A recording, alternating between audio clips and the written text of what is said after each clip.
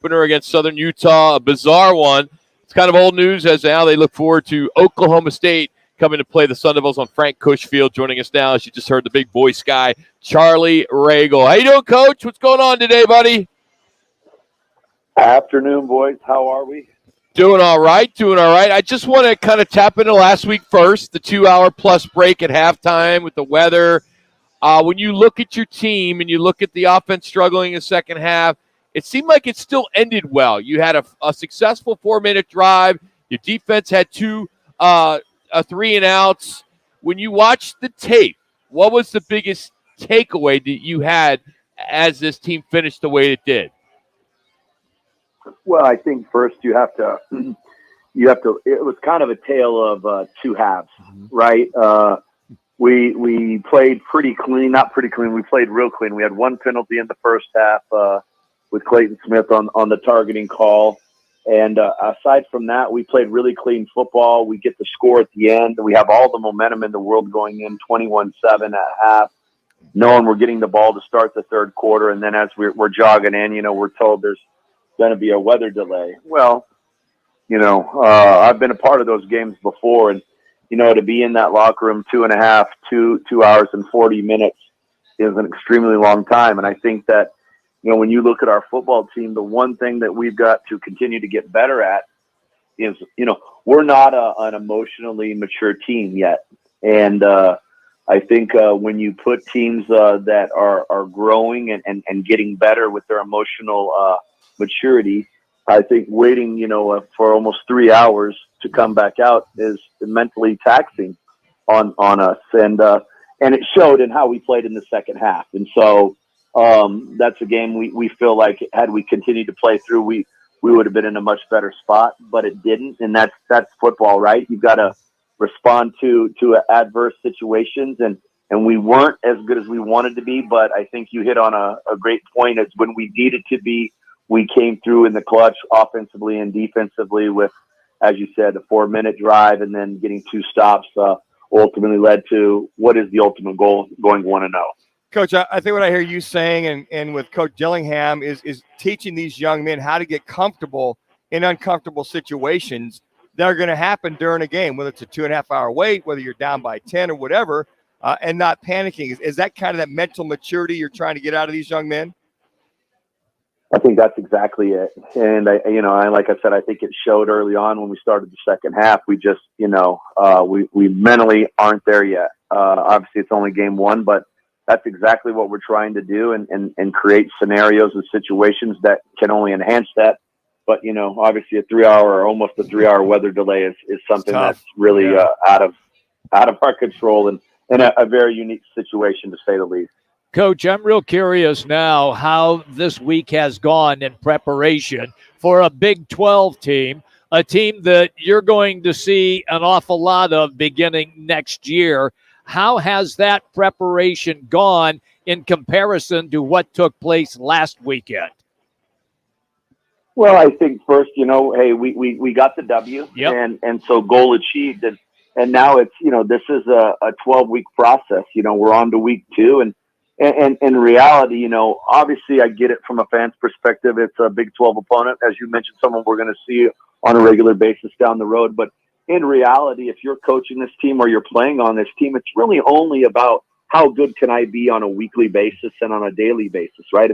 We can't control what Oklahoma State does. We're not going to be able to control what Fresno State does next week when they come in here.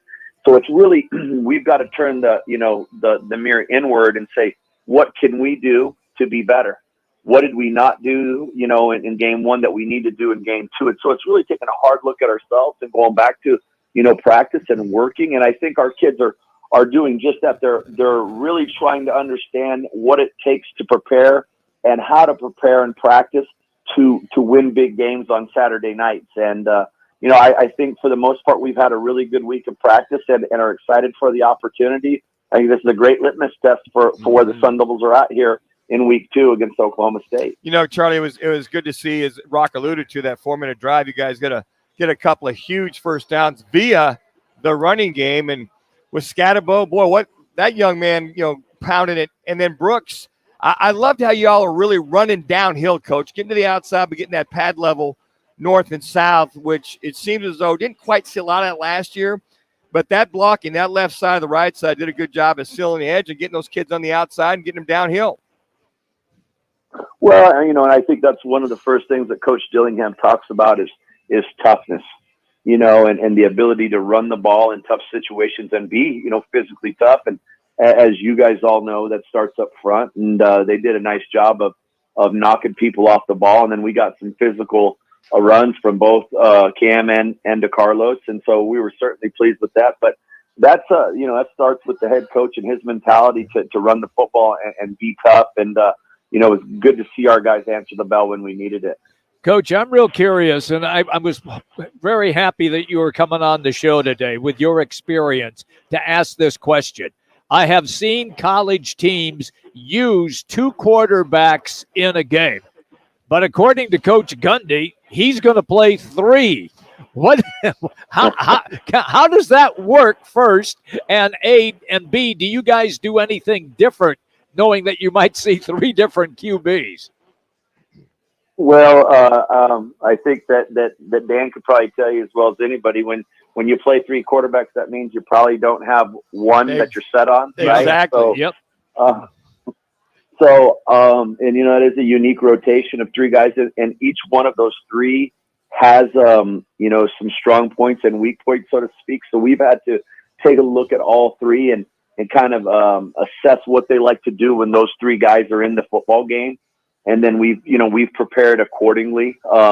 There's not a ton of difference, right? It's still in the scope of what they do from a, philosophical standpoint offensively, but there are some differences in the 3 and we've had to make note of that, but it's certainly something you don't see very often. And I think it's going to be play out a very interesting game on Saturday night. Coach Charlie Ragle joining us here, Fox Sports 910. Thanks to Crest Insurance. Coach, they have 30 new scholarship players. Last week was 3 minutes. Small sample size of getting to see any tape on them. How do you guys prepare as coaches this early in the season? Well, I think, the one thing is I think there's a couple things. One, last year when I was at Idaho State, we played Central Arkansas. So I had some knowledge of their opponent from, though that was a year ago, I had some knowledge of who they played last Saturday. And then obviously, that's a coaching staff that is a pretty veteran coaching staff. Okay. Obviously with Coach Gundy being there for as long as he has, and some of the assistants, the offensive coordinator, I think, has been there, 13 years. So, they are who they are, not to say that they're not going to add wrinkles and do things right each week to their game plan. But I think when you look at totality of what they've done over the last couple of years, you can get by going back and looking at film from last season. Obviously, we played them last year, right? So we can go back and look at that film and then look at some of the other games that they played in. I think you get a pretty good idea of what they want to do and who they are. And then obviously, there's some tweaks and adjustments based on the personnel that they have this season. But I think in doing that and looking at all those things, you get a pretty good idea and come up with a pretty good game plan of how we want to play these guys, both offensively, defensively, and special teams. Coach, with the game clock now running after first downs, could you tell that was much of a difference for your team, or will that become any much of a challenge as the season progresses?